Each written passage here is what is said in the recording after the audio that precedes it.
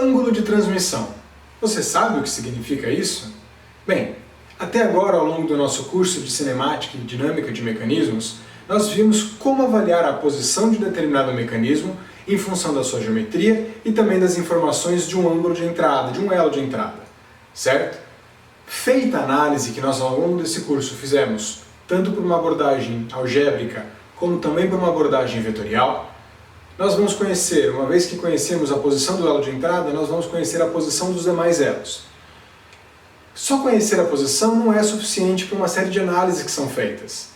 Claro que conhecer a posição é importante, mas existem análises também que são muito relevantes para que a gente possa entender bem o desempenho dos nossos mecanismos. E o ângulo de transmissão é um desses parâmetros. Vamos ver. O ângulo de transmissão, dentro de um mecanismo de 4 barras, ele pode, por exemplo, ser definido como o ângulo entre o elo acoplador e também o ângulo seguidor. Eu vou desenhar aqui na nossa lousa um exemplo do que eu estou querendo dizer. Tudo bem?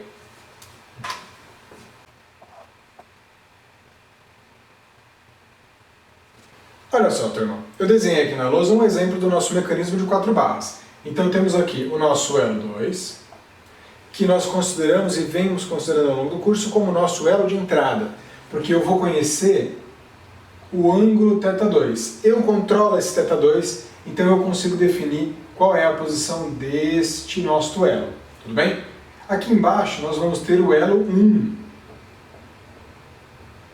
Tudo bem? Lembrando que aqui nós temos uma junta rotativa fixa, então é uma articulação, e aqui também nós temos uma junta rotativa fixa, que é uma outra articulação. Tá bom? Esse nosso elo 1 é uma extensão, é um braço, que no caso está fixo, que vai representar então a nossa estrutura. É ele que está fazendo a ligação dessas duas articulações. Nesse nosso desenho vamos ter também o elo 3 e aqui o elo 4. Bem, o que nós já fizemos até agora foi, em função dos tamanhos L1, L2, L3 e L4, e conhecendo também o ângulo de entrada θ2, nós calculamos quais eram os ângulos θ3 e também o ângulo aqui embaixo θ4. Tudo bem? O que nós vamos calcular agora é o que nós chamamos de ângulo de transmissão. O ângulo de transmissão ele é definido aqui como o ângulo entre essa extensão do elo seguidor, no caso do elo 3, e a extensão do seguidor, então do acoplador e do seguidor. Então o ângulo de transmissão vai ser este ângulo aqui. E por que esse ângulo é tão importante? Vejamos. Consideremos que este nosso mecanismo é um mecanismo que serve, por exemplo, para você fazer a limpeza de uma determinada área. Então eu estou rodando esse nosso elo de entrada, tem um motor aqui que faz esse elo rodar, e conforme esse elo roda, nós vamos ter esse elo seguidor fazendo esse tipo de movimento oscilatório. E é importante que esse movimento consiga empurrar alguma massa ou alguma coisa que esteja no caminho. É o caso, por exemplo, do nosso limpador de para-brisas, que consegue ficar secando, né, o para-brisa do carro, empurrando então toda a massa de água que ele encontra por ali. Tudo bem? Então não só a massa de água, ele tem que vencer o atrito desse movimento. Então é importante que tenha bastante força sendo aplicada nesse elo. Tá? A força que está sendo aplicada no elo 4, a partir do elo 3, vai ser essa força daqui, ó. Né? É uma força orientada nessa direção do elo 3, então aqui eu vou chamar de F34. Por que F34? Porque é a força que o elo 3 aplica no elo 4, tudo bem? Só que vejamos, essa força F34, que eu desenhei alinhada com o elo 3, se nós fizermos a decomposição dessa força com relação à direção do elo 4, nós vamos ter o seguinte.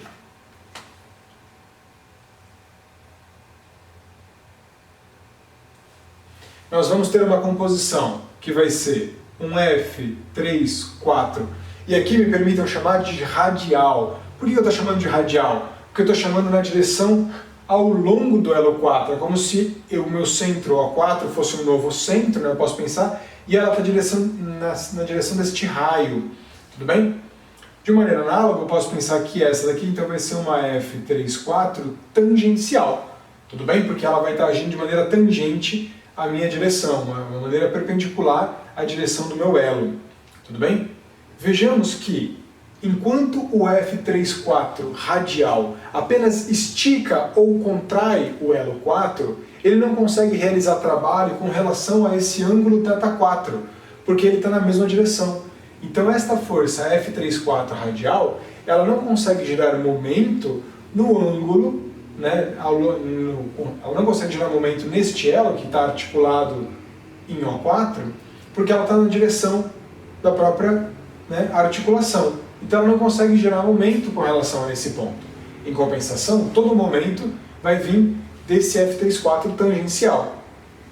Como o F34 tangencial vai ser F34 vezes o seno do nosso ângulo de transmissão, vejamos que aqui eu vou ter um cateto oposto, então, conforme a minha definição aqui, é importante que esse ângulo seja grande para que eu tenha, de fato, uma transmissão eficiente.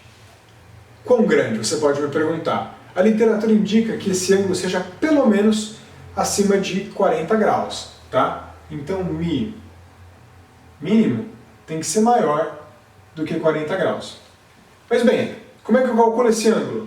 Esse ângulo, uma vez que nós conhecemos o ângulo θ3 e também o ângulo θ4, vejamos que o ângulo θ3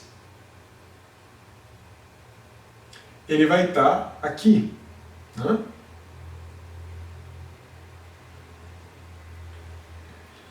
Enquanto que tudo isso daqui é o ângulo θ4, tá bom? Então, o Mi vai ser para a gente sempre o módulo entre θ3 menos θ4. Vejamos que, se nós tivermos esse ângulo maior do que 90 graus, nós sempre podemos pensar, então, se Mi for maior do que 90 graus, a gente pode também definir que o Mi vale 180 menos, aí sim, o módulo de θ3 menos θ4. Tá bom? Então aqui, dessa maneira, nós estamos definindo que o zero menor ou igual ao ângulo de transmissão menor ou igual a 90 graus. Tudo bem? Uma observação importante que tem que ser feita é o seguinte. Aqui eu estou descrevendo um mecanismo que vai ser um tipo manivela seguidor. Então o meu elo 4 ele vai ter um movimento de oscilação apenas, ele não vai dar uma volta completa. Agora, caso ele desse uma volta completa, e isso é muito comum em uma série de mecanismos, né, eu não conseguiria garantir que o ângulo de transmissão é maior do que 40 graus para todos os pontos, porque afinal de contas, se o meu elo 4 vai dar uma volta completa, eu vou ter todos os ângulos de transmissão, né? Mas é claro, para esse tipo de mecanismo eu posso sempre pensar que para o ponto de interesse ou para aquela região de aplicação de interesse que eu tenho, né, então a principal força vai ser aplicada para essa região, para esses ângulos de θ2, por exemplo. Então eu posso garantir, ou posso avaliar em meu mecanismo que, para aqueles ângulos θ2, o meu mecanismo tem ou não um ângulo de transmissão adequado. Então pode ser que no avanço do meu mecanismo, em que ele está realizando essa força maior, então aí sim eu tenho que garantir que eu tenho esse ângulo de transmissão maior do que 40 graus durante um certo intervalo de θ2. Aí depois, para a continuação do movimento e até para o seu retorno, eu não preciso mais me preocupar com essa característica. Aí sim eu posso,